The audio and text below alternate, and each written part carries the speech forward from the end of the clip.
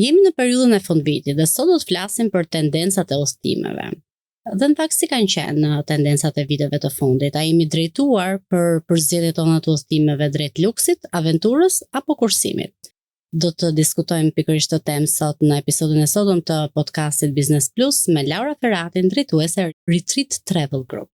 Përshëndetje dashur. Le ta nisim pak a shumë me një overview, me një paraqitje të kërkesave të vitit të fundit nga shqiptarët. Pra si kanë qenë tendencat, çfarë zgjedhjesh kanë bërë? Në përgjithësi jo vetëm vitin e fundit, por mbas Covid kanë ndryshuar preferencat jo vetëm të shqiptarëve, por në të gjithë botën. Nuk ka më destinacione që njerëzit kërkojnë që të shkojnë thjesht si udhëtar, për të parë sheshin kryesor të një shteti, për të parë thjesht kullën e Eiffel, po them. Por duan pushime më të thella, duan të qetësohen, duan ta marrin pak më shtruar, duan të shikojnë kryesisht destinacionet e largta. Ato janë sukses më vete, sepse njerëzit paktën për ne që jetojmë në Europë, në shqiptarët tani me linjat low cost, Europa është bërë shumë e arritshme. Ti mund të shkosh, unë e provova vetë para pak javësh, shkova në Milano në mëngjes dhe u ktheva në darkë. Mund ta aksesosh Europën fare kollaj. Ajo që njerëzit tani kanë më të dëshiruar është pjesa e kontinenteve të largta. Ajo është magjia e pushimeve sepse do më shumë kohë për t'i organizuar, do më shumë ditë. Dhe sa më shumë ditë të shkosh në pushime, aq më shumë relaksohesh sepse shkëputesh totalisht. Ndërsa këto destinacionet e afërta ti normalisht do i bësh për një periudhë më të shkurtër kohore, por këto bëhen edhe për shkak të punës, buxhetit e tjera me radhë. Por patjetër që gjithë fokusi janë në destinacionet e largta, ëndra, dëshira, ato objektiva që i vendon çdo njeri në fund vitit, thotë në 2026 dua të shikoj këtë destinacion, këtë pjesë të Azisë, këtë pjesë të Afrikës, këtë pjesë të Amerikës. Po për shembull mund të përmendim disa nga duke marrë parasysh ndoshta edhe kërkesat që ju keni, pra që e shikoni vetë kërkesat e tregut, cilat janë destinacionet që kërkon më tepër? Kërkesë që kemi patur gati çdo muaj klient në Japoni. Okej. Pjesa e Afrikës, Tanzania, Kenya, Namibia kanë qenë sukses më vete, Maroku, Egjipti, po ashtu sepse Maroku është porta hyrëse me pjesën e Afrikës. Vendet Arabi Saudite, Arabia Saudite vetë, ka qenë Omani, ka qenë Katari, Dubai, po, edhe pse Dubai është shumë i marketuar keq nga Shqipëria, sepse mendohet si një destinacion luksi për njerëz që duan të bëjnë show, por realisht unë Dubain e kam rekomanduar shumë për familjet me fëmijë. Është nga destinacionet më të jashtëzakonshme për sa i përket fëmijëve, sepse gjen atraksione si askund tjetër në botë. Nëse Disneylandi është ai klasiku që çdo fëmijë duhet ta shohë fëmijët. Po, se njihet edhe masivisht. Sepse njihet masivisht, por në fakt njihet më shumë masivisht ka ne. Ne jemi ata të prallave klasike. Fëmijët tanë sot janë për fat të keq, janë fëmijët e YouTube-it. Janë fëmijët e një realiteti tjetër. Kam shumë klient që kanë shkuar në Disneyland dhe thonë fëmijët e mi nuk u impresionuan, se nuk i njihnin personazhet. Kjo është për të ardhur keq, por ky është realiteti. Sa i përket Disney, pastaj në të vërtet, ai që është më i bukur në botë, që është më magjik në të gjithë investimin që kanë bërë, është kroqera e Disney që niset nga Miami. Është eksperienca më e bukur që mund ta provojë çdo familje me fëmijë, sepse përjeton magjinë e një bote fëmijësh brenda një anije aq të madhe. Dhe ti për një javë shikon Karaibet, shikon Meksikën, shikon Bahamas, shikon Jamaikën. Dhe këto kanë qenë ato sukseset tona, domethënë pjesa e Amerikës Latine, në pjesën e Afrikës, siç ju thash, në pjesën e Azisë, pastaj patjetër Bali, unë e marketoj shumë se kam qenë dhe më pëlqen shumë. Nga ato destinacionet që unë e kam kështu si triumf në kompaninë tonë, është India. E punoj fort Indinë sepse është nga ato vendet që vërtet ka retreatet më të mira në botë, njihet shumë pak, madje dhe India është marketuar keq për shkak të TikTokut ose rrjeteve sociale, njëjë vetëm atë Indinë e varfër edhe të pistë, por në të vërtetë India është një botë më vete dhe është e jashtëzakonshme. Mund të flasim pak për profilin e shqiptarëve që e zgjedhin, përmendë familjet pra me fëmijët, por ndërkohë të tjerë. Pra, cili është tipologjia që bën zgjedhje të udhëtimeve kaq të largta? Janë vetëm çiftet?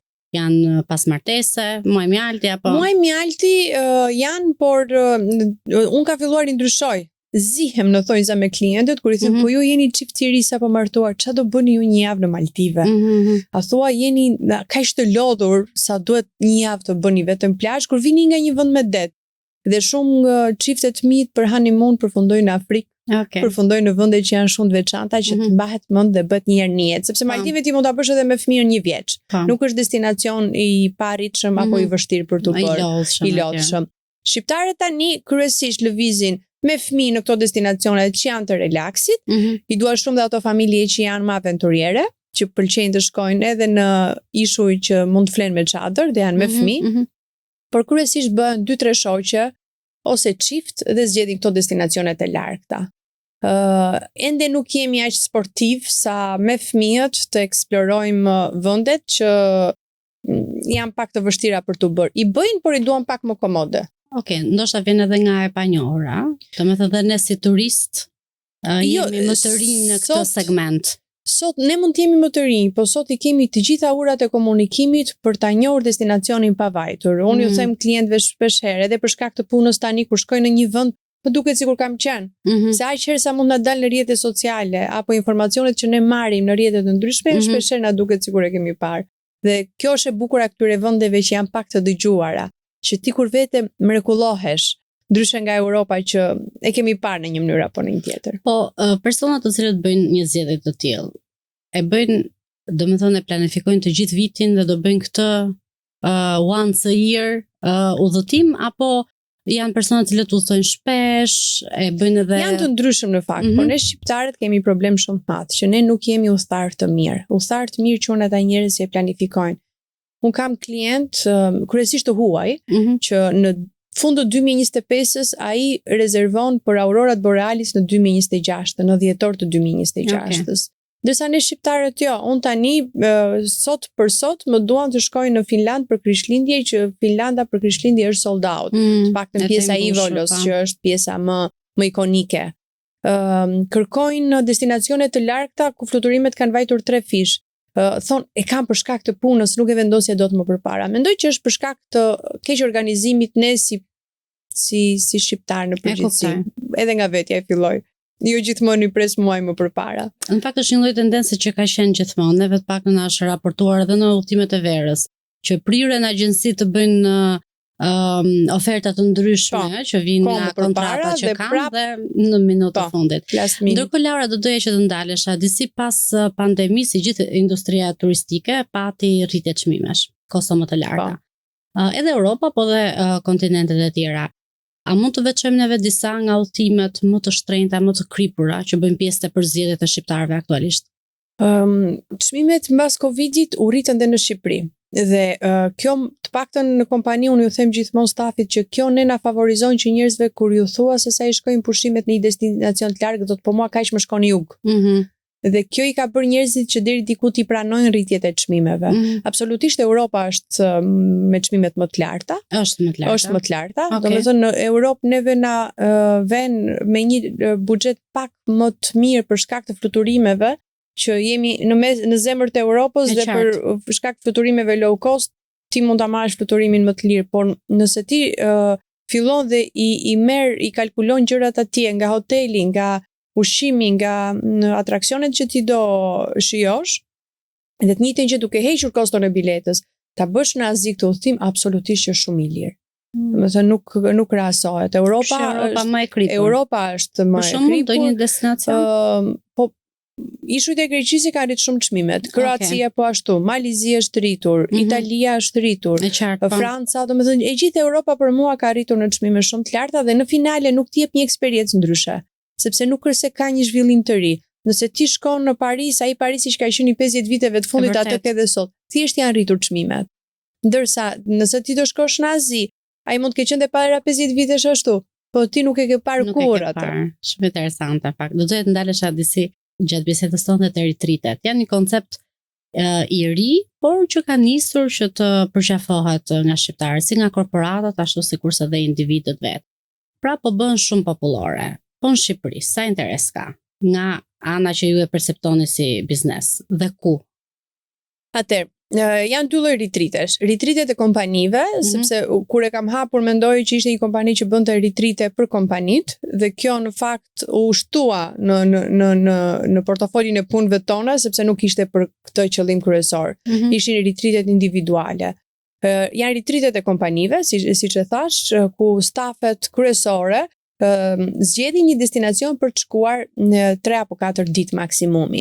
Dhe patjetër që zgjedhin vendet e afërta. Zgjedhin Europën për shkak të çmimeve dhe komoditetit që ata mund ta bëjnë gjatë fundjavës. Ndërsa ritritet personale pastaj është tjetër gjë.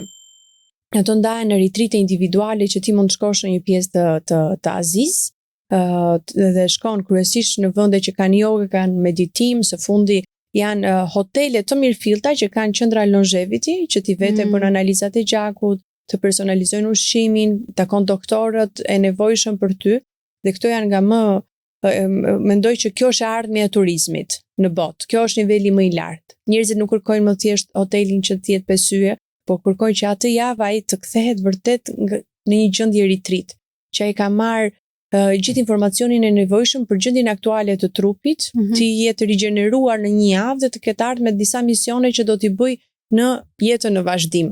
Këto janë ato ritritet që t'ja bësh dhurat një herë në jetë vetes. Janë në Itali të fokusuara, në Zvicër, në Katar kam parë që janë shumë të mira, në Gjermani, në Austri janë disa.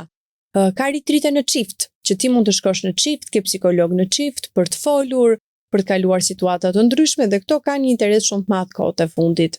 Ka ritrite që janë për të shkuar me fëmijët. Prindrit po kalojnë shumë pak kohë me fëmijët dhe duhen që të marrin kohën e nevojshme për të ndënjur, për të folur, ku ka kushte që nuk lejohet të rish me telefon, ka orare caktuara për bisedat që do bësh, janë po. Domethënë ritritet pozojnë një vend shumë të rëndësishëm, duke parë çmimet e të qenurit thjesht turist, se sa kanë shkuar, njerëzit nuk do të zgjedhin më një javë all inclusive për të ndonjë në diell, por dhe ato duhen patjetër. Janë retreat më vete, por zgjedhin një koncept ndryshe sepse është ajo faza e jetës që ti duhet kujdesesh dhe pak më shumë për shëndeti. Duket si e dalë në një nga skenaret e filmave, në fakt kur bëhet e prekshme pastaj nga shqiptarët ka filluar e kërkojnë shumë realisht. Unë këtë kam target group dhe fokus dhe jam shumë e lumtur kur kam këta klient. Patjetër që ne ju ofrojmë shërbim kujdo, por kur kam këta ndihem sikur po shkoj edhe vet, sepse e ndjej se si do kthehen. Ndërsa udhëtarët e tjerë mund të bëjnë pushimet me çdo agjenci, dhe është një paket. Parisi është një paket Parisi, por një paket retreat. E kuptoj. Është retreat. Po ndërkohë nga ana tjetër ne përmendëm disi, po që të flasim pak më gjatë. Tregu çfarë po sinjalizon? Më shumë udhëtime për gjatë një viti apo më pak, pra një në një vit ose një në 2 vjet? Unë jam e fokusuar te klientët që kanë 1 deri në 2 udhëtime gjatë vitit, por që janë destinacione të larta unike. Nuk këto që janë gjatë vitit janë, po nuk i quajnë. Janë udhëtime, po nuk i konsiderojnë, sepse janë 2 ditë, 3 ditë. Tani është bërë Malta, kur kam vajt për herë të parë Maltë, kam shkuar deri në Maqedoni që të merrja fluturim direkt nga Shkupi. Tani e ke Maltën me linjë direkte. Është hapur Tenerife, është hapur Çipro, janë hapur destinacione që nuk mendoj ndonjëherë që do ishin nga Tirana. Dhe këto nuk mundet të zënë ty as buxhetin kryesor, as kohën kryesore. Unë a them klientëve, veproni të zgjuar. Nëse do të shkosh në Tenerife, mos e merr me 5 yje atë hotelin, mund ta marrësh dhe me 4, sepse është një ishull, është ngrohtë, jep komoditetin për ta bërë ato pushimin edhe me çantë shpine dhe ruaj ato lekët që të bësh dhe një destinacion të largët, të bësh një Vietnam, të bësh një Indi, të bësh një Kenya. Fokusohu aty se atë do mbash mend në fund të vitit. Është e sigurt. Këto udhëtimet e Europës të shijojnë, e ketë ajo harta jote personale që e kam bërë edhe Çipron greke, po them, por nuk është ajo që ty të rigjeneron. Në mesin e shqiptarëve, sidomos të rinjve, është rritur aksesi për udhëtime si nga fakti që linjat e low costit e kanë bërë më të aksesueshëm, pra më të mundur udhëtimet, por nga ana tjetër janë rritur dhe njohuri digjitale, që do thotë gjithnjë më tepër i presin vet, i planifikojnë vet udhëtimet. Si ndihet kjo gjë, ky fakt për agjenci turistike? Se ne për shembull na raportojnë shumë që ne nuk arrim dot të masim udhëtimet që bëjnë tashmë të rinjtë shqiptarët, Duke qenë se ato i presin vetë, i organizojnë vetë, le themi. Unë këtë e dua ta jap dhe në formë mesazhi, që mos t'i presin vetë, sepse në finale, nëse ti e bën një udhtim tëndin nga një agjenci udhtimi, çmimi që ti merr nga agjencia në 90% të rasteve të paktën te hotelet është më i lirë se sa Booking. Dhe ato të ardhura më mirë ti marr agjencia se sa ti e çosh një kompani jashtë vendit. E kuptoj. Ky domethënë kjo është minimumi.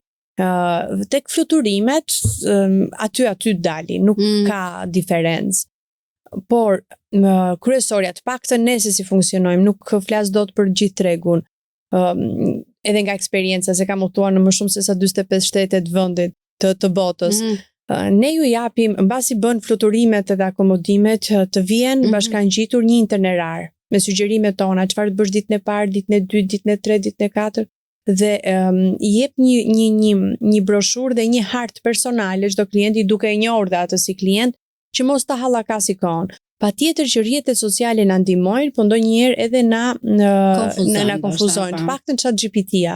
Kam shumë klientë që kanë parë në ChatGPT itinerari dhe ma dërgojnë. Edhe i them, okay, që ti ta vërtetosh se sa keq ta kanë nxjerrë. Thuaj dua të bëj një javë pushime në Shqipëri se si do ta nxjerrë. Dhe do e kuptosh se duke qenë se është territori do e kuptosh që nuk do të nxjerrë atë të duhurin. Do e shikosh që nuk do e shikosh siç duhet Shqipërinë nëse pyet ChatGPT-n. Kjo do të thotë që ti duhet marrësh një agent vendas që të informojë. Dhe ndaj unë të paktën nuk lë panair turizmi në botë pa shkuar. Do shkoj në janar taj në Madridit, në mars taj në Berlin, në prill do jem taj në Indi, sepse aty ti njeh agentët lokal që ty të duan për bashkëpunimet perfekte. Është shumë e vështirë të paktën të vendet e largëta që ti menaxhosh siç duhet nga zyra apo nga rrjetet sociale. Ti mund të gjesh një restorant mirë që është marketuar fort se doli aty se është bërë viral, por nuk e gjen dot kulturën dhe eksperiencën perfekte të atij vendit. Dhe nëse nuk matet dot nga agjencitë në treg margji se çfarë kërkojnë, të paktën te ne e masim sepse ne ua bëjmë të detajuara klientëve dhe e dim çfarë duan. Të paktën në momentet tani që flasim, nga ky vit po ta mendoj se çfarë duan klientët. Duan eksperjenca lokale. Do të duan të provojnë eksperiencat lokale më të mirat, le të jenë të shtrenjta, po i duan cilësore. Nuk duan të harxojnë ditë në shopping.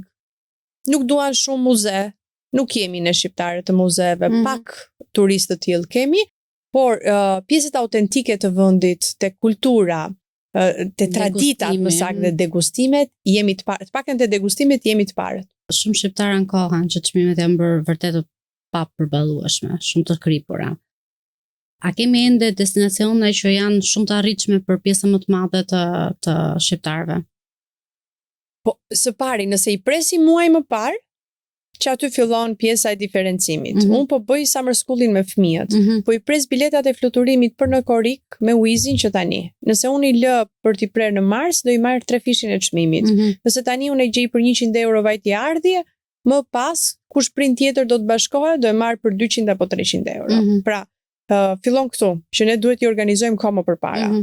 Pushimet tona që ne të marrim një çmim. E dyta është të bëhemi pak turist spontan dhe mos të kërkojmë të marrim bagazhe 20 kg. Se ne gocat jemi të fiksuara, kudo që shkojmë del valizhja më e madhe se sa ne në aeroport. Shikoj udhëtarët në Europë kemi një çantë shpine dhe ne mund të aksesojmë shumë mirë Europën për pak ditë me gjërat shumë të lira. Por çmimet janë rritur kudo e dashur, nuk është rritur vetëm pjesa e Europës, edhe Shqipëria. Ne jemi ai brez që kemi shkuar në Dërmi dhe flinim me 30.000 lekë nata. Tani Dërmiun një dhomë të mirë nuk e kap dot pa 200 euro minimumi, kështu që janë rritur kudo çmimet. Nuk që të udhtosh tani nuk është ende luks, por duhet ta organizosh mirë buxhetin dhe kohën. Po janë këto këshillat, pra që janë në benefit të buxhetit.